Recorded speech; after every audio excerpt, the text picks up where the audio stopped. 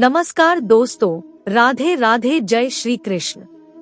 दोस्तों, आज हम बात करने वाले हैं पीपल वृक्ष के बारे में। पीपल वृक्ष, जिसे कि हम सभी जानते हैं देव वृक्ष कहा गया है, बहुत महत्वपूर्ण होती है पीपल के वृक्ष की पूजा। इसकी पूजा से सभी देवी देवताओं का आशीर्वाद मिल जाता है। ऐसा कहते हैं कि इस वृक्ष के नीचे पीपल वृक्ष की जड़ में देवताओं का स्वर्ग माना गया है। सभी देवी देवताओं का यहाँ निवास माना गया है और पुराणों के अनुसार पीपल की जड़ में विष्णु, तने में केशव, शाखाओं में नारायण, पत्तों में भगवान हरि और फल में सभी देवताओं से युक्त अच्युत सदा निवास करते हैं। पीपल की पूजा से सुख, समृद्धि, धन, वैभव सभी चीजों की प्राप्ति की जा सकती है। मन में जो भी मनोकामना हो, अगर पीपल के वृक्ष की पूजा उस मनोकामना को मन में धारण करते हुए की जाए तो वह मनोकामना पूर्ण हो जाती है। कई ऐसे प्रश्न मन में उठते हैं, जैसे कि पीपल में जल देते समय सूर्योदय से पहले देना चाहिए या सूर्योदय के बाद देना चाहिए। पीपल में जो हम दीप दान करते हैं, सूर्यास्त से पहले करें या सूर्यास्त के बाद करें, सुबह शाम दोनों समय दीपक जला सकते हैं।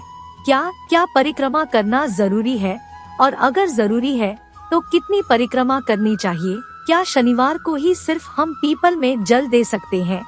क्या किसी और दिन जल नहीं देना चाहिए? तो इन सभी प्रश्नों पर आज की वीडियो आधारित है, तो वीडियो को अंत तक जरूर देखिएगा। दोस्तों, बात करते हैं पीपल की पूजा से सबसे पहले तो लाभ क्या है। दोस्तों, पीपल एक ऐसा पौधा है जिसकी पूजा से बहुत ही चमत्कारी और बहुत ही शीघ्र लाभ माना गया है। ऐसा भी देखा गया है कि कोई व्यक्ति बहुत समय से बीमार है, बहुत परेशान है और वो पीपल में जल अर्पित करते हैं तो बहुत ही शीघ्र उनको दवाइयों का लाभ होता है और वो स्वस्थ हो जाते हैं। आप आर्थिक रूप से परेशान हैं, शारीरिक रूप से परेशान हैं, मानसिक रूप से आप बहुत अधिक परेशान हैं, तनाव में रहते हैं, चिंता में रहते हैं, कर्ज में डूबे हो, किसी भी प्रकार की आपकी परेशानी हो, अगर आप पीपल की पूजा करते हैं, पीपल में जल देते हैं, दीप दान करते हैं, परिक्रमा करते हैं, तो आपके जीवन की समस्त समस्याएं बहुत ही शीघ्र दूर होती है। पीपल की पूजा के बहुत चमत्कारी लाभ हमारे शास्त्रों में भी बताए गए हैं और जो लोग पीपल की पूजा करते हैं उनके अनुभव बहुत ही चमत्कारी है। बहुत ही प्रसन्न होते हैं जो लोग नियमित पीपल की पूजा करते हैं, क्योंकि इससे लाभ बहुत शीघ्र मिलता है। मतलब अगर आप किसी भी प्रकार की ऐसी परेशान से ग्रस्त है जिसका निवारण आपको नहीं मिल रहा है, जिसका कारण भी आपको समझ में नहीं आ रहा है, तो आप अपने घर के आसपास कोई भी पीपल का वृक्ष देख लीजिए। फिर हर शनिवार को वहां जल देने चाहिए और शाम के समय दीप दान कीजिए। बहुत ही शीघ्र आप अपनी चिंता से, अपनी परेशानी से मुक्ति पा जाते हैं। कारण क्या होता है कि हमारे शास्त्रों में ऐसा माना जाता है कि पीपल के वृक्ष पर कई देवी देवताओं का वास है। 33 कोटि देवी देवता इस वृक्ष पर वास करते हैं। श्री हरि, विष्णु, भगवान शिव और ब्रह्मा जी इस वृक्ष पर वास करते हैं और साथ ही साथ समय समय पर माँ लक्ष्मी यहाँ पर निवास करती है और इस तरह से 33 कोटि देवी देवताओं का आशीर्वाद हमें मिलता है। भगवान श्री हरि का आशीर्वाद हमें मिलता है और हमारे पितृ भी इस वृक्ष पर ही वास करते हैं। पीपल के वृक्ष में पितरों का वास माना गया है, तो जब हमें इन सब का आशीर्वाद मिलता है, हम जब पूजा करते हैं, जल देते हैं और वहाँ प्रार्थना करते हैं, उनकी कृपा मांगते हैं, तो बहुत ही शीघ्र हमारे मन की हर कामना पूर्ण हो जाती है और किसी भी परेशानी से हम ग्रस्त हो, वो हमारी परेशानी बहुत ही शीघ्र दूर हो जाती है। इसलिए पीपल की पूजा बहुत ही चमत्कारी लाभ देने वाली होती है। तो अगर आप किसी भी वजह से परेशान हैं, तो एक बार पीपल की पूजा करके देखिए, बहुत ही शीघ्र आपको लाभ होगा। कितने शनिवार आपको पीपल की पूजा करने से लाभ होगा?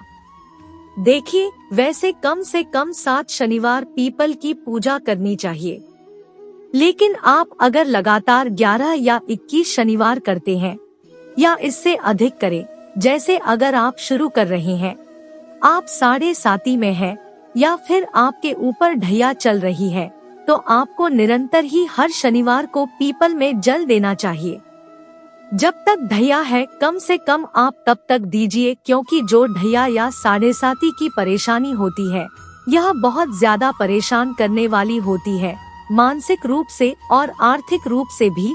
तो अगर आप पीपल में जल देते रहेंगे तो आप इन परेशानियों से, मतलब शनि जनित जो परेशानियां हैं, उससे आप बहुत अधिक राहत पा जाएंगे। तो कीजिए, आप कम से कम 7 शनिवार तो जरूर करना चाहिए। बात करते हैं इस प्रश्न के ऊपर कि पीपल में जल क्या सिर्फ शनिवार को ही दे सकते हैं। देखिए, वैसे तो रविवार को छोड़कर आप किसी भी दिन पीपल में जल दें, यह अच्छा ही होगा, शुभ ही होगा। लेकिन सिर्फ अगर आप शनिवार को ही जल देते हैं, तो इससे भी आपकी समस्त प्रकार की परेशानियां दूर हो जाती है। शनिवार एक विशेष दिन है और स्वयं शनिदेव कहते हैं कि जो भी व्यक्ति शनिवार के दिन पीपल में जल अर्पित करेगा, उसको किसी भी प्रकार की अगर शनि से संबंधित परेशानी है, उन सभी परेशानियों से मैं मुक्त कर दूंगा। और शनि से संबंधित अगर कोई भी परेशानी आपको है, तो जो भी शनिदेव की पीड़ा से जूझ रहे हैं, उन्हें पता है अगर शनिदेव आपके ऊपर किसी भी प्रकार से प्रभाव डालते हैं, तो आपके जीवन में आर्थिक, शारीरिक, मानसिक तमाम तरह की परेशानियां, मतलब सभी परेशानियां आपके जीवन में होती है। अगर शनिदेव खराब फल देते हैं, तो सिर्फ आप शनिवार के दिन जल दीजिए, इससे आपको पितरों की भी कृपा मिलेगी। और शनिवार के दिन माँ लक्ष्मी का वास माना गया है पीपल के वृक्ष में, तो माँ लक्ष्मी की कृपा मिल जाती है। श्री हरि विष्णु सहित माँ लक्ष्मी का अगर आप वास चाहते हैं, स्थिर लक्ष्मी का वास चाहते हैं, तो पीपल की पूजा आपको शनिवार के दिन विशेष रूप से करनी चाहिए। वैसे आप चाहे तो सोमवार के दिन भी जल दे सकते हैं, मंगलवार के दिन भी जल देना लाभदायक होता है, लेकिन शनिवार को अगर सिर्फ एक ही दिन आप जल देते हैं, तो इससे आपकी समस्त कामनाएं पूर्ण हो जाती है और समस्त प्रकार की परेशानियों से आपको मुक्ति मिल जाती है। अगला प्रश्न है, पीपल में जल सूर्योदय के बाद दे या सूर्योदय से पहले दे। तो देखिए, ऐसा कहा गया है कि पीपल में जल सूर्योदय से पहले देना चाहिए, मतलब सूर्य के निकलने से पहले हमें पीपल में जल देना चाहिए। कई लोग कहते हैं कि प्रातः काल जल देना चाहिए। जी हाँ, प्रातः काल का मतलब वही होता है सूर्योदय से पहले, मतलब बहुत अंधेरा ना हो, जैसे 3:30 बजे आपको ब्रह्मा मुहूर्त में जागकर जल नहीं देना है। सुबह सूरज निकलने से पहले आप पीपल के वृक्ष में जल दें तो बहुत ही शुभ फल की आपको प्राप्ति होगी। शनिवार के दिन जब आप जल देते हैं, उसके बाद आपको चाहिए कि आप पीपल को स्पर्श करें। शनिवार एक ऐसा दिन है जब आप पीपल को स्पर्श करके उन्हें प्रणाम करते हैं, तो बहुत अधिक पुण्य फल की प्राप्ति होती है और शनिदेव की कृपा आपको मिलती है, साथ ही माँ लक्ष्मी की भी कृपा आपको मिलती है। तो आपको चाहिए कि आप शनिवार के दिन पीपल के वृक्ष को स्पर्श करें और परिक्रमा करें। अब बात करते हैं कितनी परिक्रमा कर सकते हैं आप। देखें, 4 परिक्रमा कर सकते हैं आप, 7 परिक्रमा कर सकते हैं, 11, 21 या 108 परिक्रमा कर सकते हैं, लेकिन कम से कम 7 परिक्रमा करनी चाहिए। 7 परिक्रमा करते हुए ओम नमो भगवते वासुदेवाय नमः इस मंत्र का जाप कर सकते हैं। आप चाहे तो ओम नमः शिवाय का जाप भी कर सकते हैं। ओम नमो भगवते वासुदेवाय नमः और ओम नमः शिवाय, या फिर हनुमान जी के मंत्र का जाप कर सकते हैं, ओम हम हनुमते नमः, या फिर ओम शम शनैश्चराय नमः इस मंत्र का भी जाप कर सकते हैं आप। जिसमें आपको विश्वास हो, उस देवता के नाम का स्मरण करते हुए आप पीपल की परिक्रमा कर सकते हैं। बहुत ही शीघ्र आप किसी भी प्रकार की परेशानी से जूझ रहे हैं, उससे आपको राहत मिलती है। पीपल में दिया कब जलाना चाहिए? सूर्यास्त से पहले या सूर्यास्त के बाद? सूर्यास्त से पहले या सूर्यास्त के बाद नहीं। एक विशेष समय होता है सूर्यास्त से पहले और बाद का जो समय होता है, जिसे गोधूली बेला का समय कहते हैं, वह समय होता है जब सूर्य के डूबने का ही समय होता है। सूर्य डूब रहे होते हैं, उसी समय में आपको जाकर पीपल के नीचे दिया जलाना चाहिए। मतलब गोधूली बेला का समय न तो रात्रि का समय होता है और न ही दिन का समय होता है।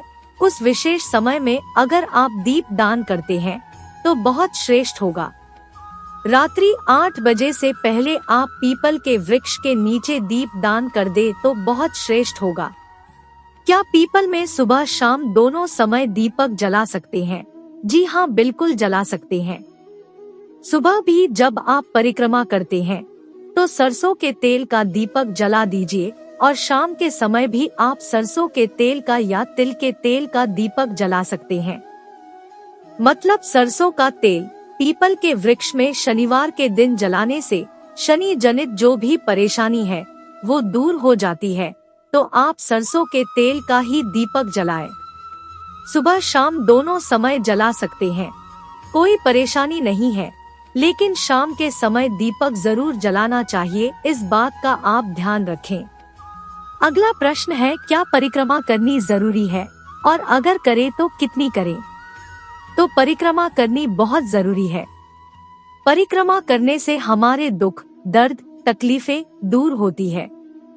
पीपल के वृक्ष की जब हम परिक्रमा करते हैं तो हम हर परेशानी से मुक्त हो जाते हैं, हर तरह की समस्या से मुक्त हो जाते हैं। आप जिस भी प्रकार की परेशानी से ग्रस्त है, आप उस परेशानी को अपने मन में स्मरण करते हुए पीपल के वृक्ष की परिक्रमा कीजिए। 7 परिक्रमा कीजिए, 11 परिक्रमा कर सकते हैं, चाहे तो 21 परिक्रमा कर सकते हैं, समय हो तो 108 परिक्रमा करें।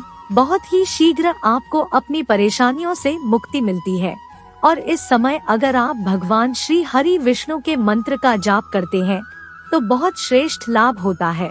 और अगर आप 7.5 से जूझ रहे हैं, 7.5 या ढैया से, या शनि आपके किसी भी प्रकार से गोचर में है और आपको शुभ फल नहीं दे रहे हैं, परेशान कर रहे हैं, तो आपको चाहिए कि आप शनि के मंत्र का जाप करें। ओम शम शनैश्चराय नमः, इस मंत्र का जाप करें।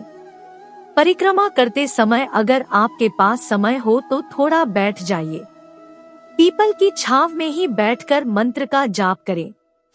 चाहे आप हनुमान चालीसा का पाठ कर ले या फिर शनिदेव के मंत्र का जाप कर ले। हनुमान जी के मंत्र का जाप करने या भगवान श्री हरि विष्णु के मंत्र ओम नमो भगवते वासुदेवाय नमः, इस मंत्र का जाप करें या फिर ओम नमः शिवाय का जाप करें। कुछ समय पीपल के वृक्ष में बैठकर ध्यान करने से, साधना करने से, मंत्र जाप करने से हमारे जीवन की समस्त प्रकार की समस्याएं दूर होती है, मानसिक शांति मिलती है। अगर आपके मन में किसी भी प्रकार का तनाव है, किसी भी प्रकार से आप किसी ऐसी परेशानी से ग्रस्त है जो आप किसी को भी नहीं बता रहे हैं, अंदर ही अंदर आप घुट रहे हैं, परेशान हो रहे हैं, तो आपको पीपल के नीचे बैठकर ओम नमः शिवाय मंत्र का जाप करना चाहिए। अधिक से अधिक संख्या में जितना भी आपके पास समय हो, जल देने के बाद थोड़े समय पीपल की छांव में बैठकर ही आपको यह जाप करना है। आप देखेंगे बहुत ही शीघ्र 2 या 3 शनिवार में ही आपको राहत बहुत शीघ्र मिल जाती है, क्योंकि पीपल के नीचे जप करने से हमारे पितरों की कृपा हमें मिलती है और पीपल के नीचे साधना करने से सिद्धि की प्राप्ति होती है। तो बहुत ही शीघ्र आप सिद्धि चाहते हैं तो पीपल के नीचे ध्यान कीजिए, साधना कीजिए। भगवत गीता का पाठ अगर पीपल के नीचे किया जाए तो जन्मों जन्मों के पाप नष्ट हो जाते हैं। हनुमान चालीसा का पाठ करते हैं तो कर्ज से मुक्ति मिलती है। सुंदरकांड का पाठ करते हैं तो जीवन में और आपके कार्यों में आने वाली बाधाएं दूर होती है। तो किसी भी प्रकार की आपकी परेशानी है, आप शनिवार के दिन पीपल में जल दें। उम्मीद करते हैं आज की वीडियो में हमारे मन में पीपल के वृक्ष के बारे जो भी प्रश्न उठते हैं, उन सभी प्रश्नों के जवाब हमने दे दिए हैं। तो इस वीडियो से आपको लाभ अवश्य होगा। आज के लिए बस इतना ही। अगर जानकारी अच्छी लगी होगी तो वीडियो को एक लाइक करें और ऐसी ही और जानकारियाँ जानने के लिए हमारे चैनल आध्यात्मिक इंसान को सब्सक्राइब भी कर लें। राधे राधे। जय श्री कृष्ण। जय श्री राधे कृष्ण।